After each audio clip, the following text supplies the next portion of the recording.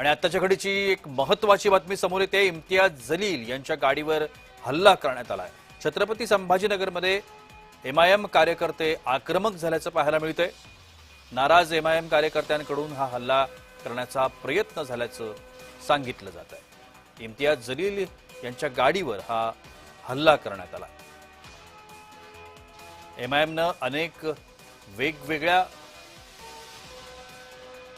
स्थानिकांना उमेदवारी दिलेल्या आहेत, त्यामध्ये वेगवेगळ्या पक्षांचे कार्यकर्ते देखील आहेत आणि यावरूनच एक चीड एमआयएमच्या कार्यकर्त्यांमध्ये आहे। आपण या सगळ्या संदर्भात अधिक माहिती घेण्याचा प्रयत्न करूया। आमचे संभाजीनगरचे प्रतिनिधी विजय चिडे आता माझ्यासोबत दूरध्वनीवरून संपर्कामध्ये आहेत। विजय, एकूणच हा सगळा प्रकार काय आहे आणि ही सगळी घटना कधी घडली आहे? नक्कीच प्रशांत सर, जर पाहिलं तर आज असुद्दीन ओवैसी यांची सभा छत्रपती संभाजीनगरमध्ये पार पाडणार आहे।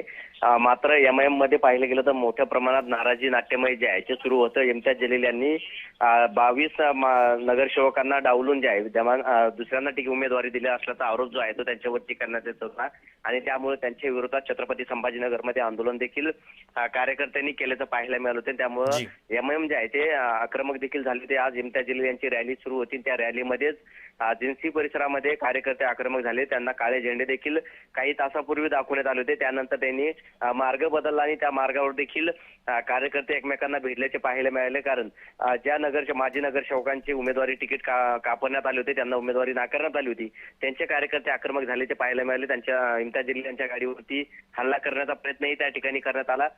त्यानंतर इम्तियाज जलील आता जिन्सी पोलीस ठाण्यामध्ये दाखल देखील झाले होते। जिन्सी पोलीस देखील घटनास्थळी होते आणि या संपूर्ण प्रकरण जे आहे त्याचा शांत करण्याचा प्रयत्न आता पोलीस करत असल्याचे पाहायला मिळत आहे। मात्र दोन्ही ठिकाणी तणाव परिस्थिती निर्माण झाली असल्याने पोलिसांनी सौम्य लाठीचार्ज देखील या ठिकाणी केलेला आहे। 7 वाजता असुद्दीन ओवैसी यांची सभा जी आहे ती देखील पार पाडणार आहे। त्याच अनुषंगाने संपूर्ण इम्तियाज जलील हे नियोजन करत होते आणि रॅलीचा देखील धडाका जो आहे तो सुरू आहे। त्यामुळे आता सध्या पाहिलं तर एमआयएम मध्ये मोठा कार्यकर्ते जे आहे ते आक्रमक झाल्याचे पाहायला मिळते। आणखी कोणत्या संघटना या सगळ्यामध्ये सहभागी होत्या का? कारण अनेक संघटनांमध्ये काही उमेदवारांना एमआयएमनं संधी दिल्याची चर्चा संभाजीनगरमध्ये सुरू आहे।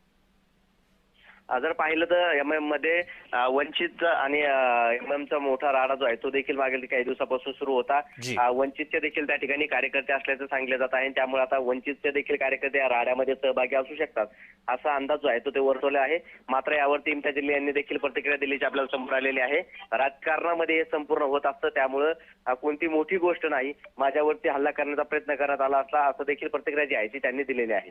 जी, एमआयएमचे जे कार्यकर्ते जे नाराज आहेत हे जुने कार्यकर्ते आहेत की बाहेरून आलेले कार्यकर्ते आहेत? कशा पद्धतीनं ह्या सगळेजण नाराजी व्यक्त करतायत आणि त्यांचं आत्ताचं म्हणणं काय आहे? नक्कीच पाहिलं तर 22 नगरसेवकांना जे आहे ते डावलून उमेदवारी त्यांचा पत्ता जो आहे तो कट करण्यात आला होता। त्यामुळे त्यांचे जे निष्ठावंत कार्यकर्ते आहेत ते आक्रमक झाले होते।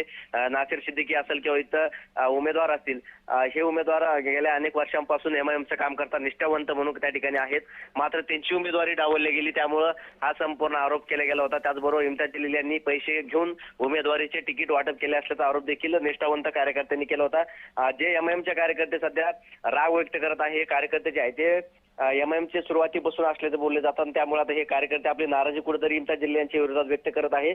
अनेक दिवसांपासून ही नाराजी जी आहे ती सुरू होती।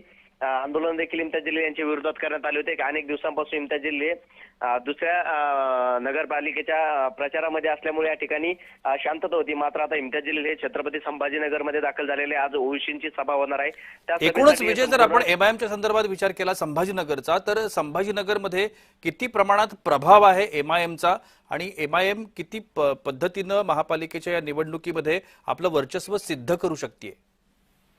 नक्की सर, जर पाहिलं तर एमआयएम हा मागील वर्षी तब्बल 25 नगरसेवक जे आहे ते एमआयएमच्या या ठिकाणी निवडून आल्याचे आपल्याला पाहायला मिळत होते। त्यामुळे मुस्लिम बहुभागामध्ये जे आहे ते एमआयएमचे उमेदवार देण्यात आले होते।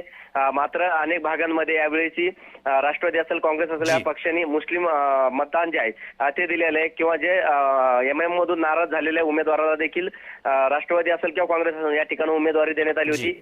आणि आता तेच कार्यकर्ते जे आहेत ते आता एमआयएमची रॅली त्यांच्या समोर आल्यानंतर आक्रमक घोषणाबाजी करतात. नक्कीच. दोन्ही गट जे आहेत ते समोर समोर या ठिकाणी येऊन भेटल्याचं देखील पाहायला मिळालं जी. होतं. आता ही परिस्थिती आहे ती शांतता करण्यात आलेल्या पोलिसांनी वेळेस हस्तक्षेप नक्कीच. केलेला आहे.